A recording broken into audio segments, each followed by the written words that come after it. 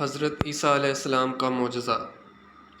بیان کیا جاتا ہے کہ بنی اسرائیل میں ایک شخص تھا جس کی بیوی نہایت حسین تھی، جس پر وہ اسرائیلی فریبتا تھا، مطلب اپنی جان چھڑکتا تھا۔ چنانچہ جب اس عورت کا انتقال ہو گیا تو اس اسرائیلی کو بڑا قلق ہوا، بڑا صدمہ ہوا، اور ایک مدت تک وہ اس عورت کی قبر پر بیٹھا روتا رہا۔ اتفاقاً حضرت عیسیٰ علیہ السلام کا ادھر سے گزر ہوا تو انہوں نے اس اسرائیلی کو پریشان حال دیکھ کر اس کا سبب معلوم کیا۔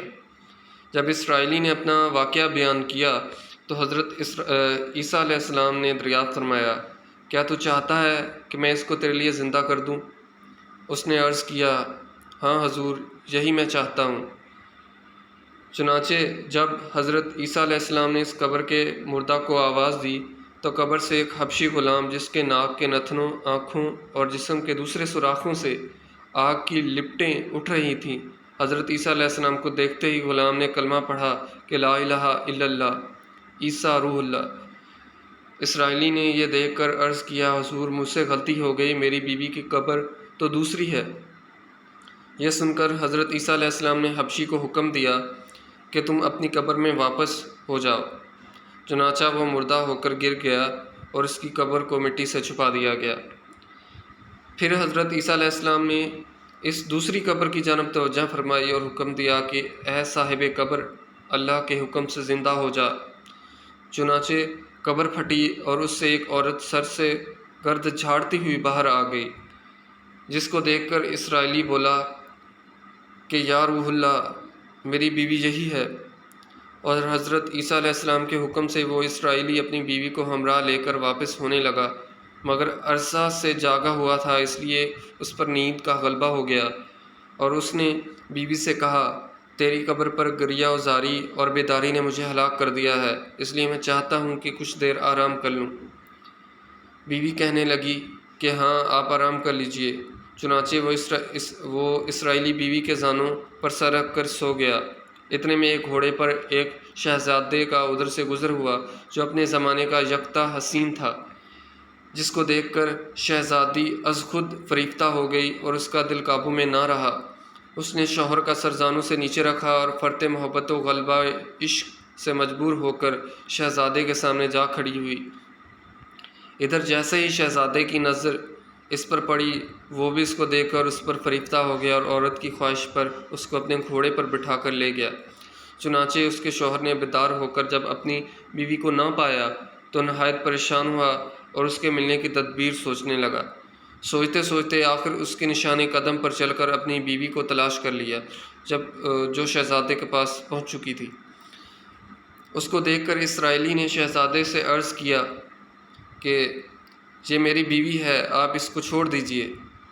ابھی شہزادہ کچھ کہنے بھی نہ پایا تھا کہ اس عورت نے کہا، میں تیری بیوی نہیں بلکہ شہزادی کی لونڈی ہوں۔ یہ سن کر شہزادہ اسرائیلی سے کہنے لگا، کیا مجھ سے میری لونڈی کو لینا چاہتا ہے؟ اس نے کہا، خدا کی قسم، یہ میری بیوی ہے جس کو میرے سردار حضرت عیسیٰ علیہ السلام نے مرنے کے بعد میرے لیے زندہ کیا ہے۔ ابھی یہ گفتگو ہو ہی رہی تھی کہ اتفاقاً حضرت عیسیٰ علیہ السلام بھی وہاں تشریف لے آئے، جن کو دیکھ کر اسرائیلی کہنے لگا، یا روح اللہ، کیا یہ وہ میری بیوی نہیں ہے جس کو آپ نے میرے لیے زندہ کیا ہے؟ حضرت عیسیٰ علیہ السلام نے فرمایا کہ ہاں، یہ وہی عورت ہے، یہ وہی ہے۔ یہ سن کر عورت کہنے لگی، یا روح اللہ، یہ شخص جھوٹا ہے، میں تو اس شہزادے کی لونڈی ہوں۔ حضرت عیسیٰ علیہ السلام نے فرمایا، کیا تو وہ عورت نہیں جس کو میں نے اللہ تعالیٰ کے حکم سے زندہ کیا ہے؟ عورت نے کہا، یا روح اللہ، باخدا میں وہ نہیں ہوں۔ اس کے بعد حضرت عیسیٰ علیہ السلام نے فرمایا، جو جان خدا کے حکم سے میں نے تجھے دی ہے اس کو واپس کر دے۔ یہ سنتے ہی وہ عورت پھر مردہ ہو کر گر پڑی اور حضرت عیسیٰ علیہ السلام فرمانے لگے کہ جو شخص ایسے آدمی کو دیکھنا چاہتا ہے جو کافر مرا تھا اور زندہ ہو کر ایمان لایا، تو اس حبشی غلام کو دیکھ لے جو پھر ایمان کی حالت میں مرا ہے، اور جو کوئی ایسے شخص کو دیکھنا چاہتا ہے جو مومن مرا تھا، پھر اللہ نے اس کو زندہ کیا اور وہ کافر ہو کر حالت کفر میں مر گیا، تو اس عورت کو دیکھ لے۔ اس واقعہ کو دیکھ کر اسرائیلی نے قسم کھائی کہ اب کبھی نکاح نہ کروں گا، اور میدانوں کی طرف نکل گیا جہاں اللہ تعالیٰ کی عبادت میں مصروف رہ کر اسے موت آ گئی۔ اللہ تعالیٰ اس پر رحم فرمائے۔ حاصل اس سے ہمیں کیا حاصل ہوتا ہے، کیا سبق حاصل ہوتا ہے؟ نبی اور رسول صلی اللہ علیہ وسلم کی اقرار و انکار کا نتیجہ اس حکایت سے ظاہر ہوتا ہے، اور سبق ملتا ہے کہ کامیابی اپنے نبی صلی اللہ علیہ وسلم کی اطاعت و محبت سے ہی مل سکتی ہے۔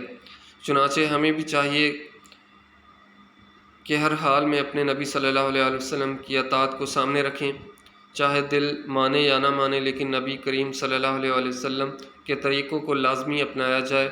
اللہ تعالیٰ اس واقعہ سے سبق حاصل کر کے عمل کرنے کی توفیق عطا فرمائے۔ آمین یا رب العالمین۔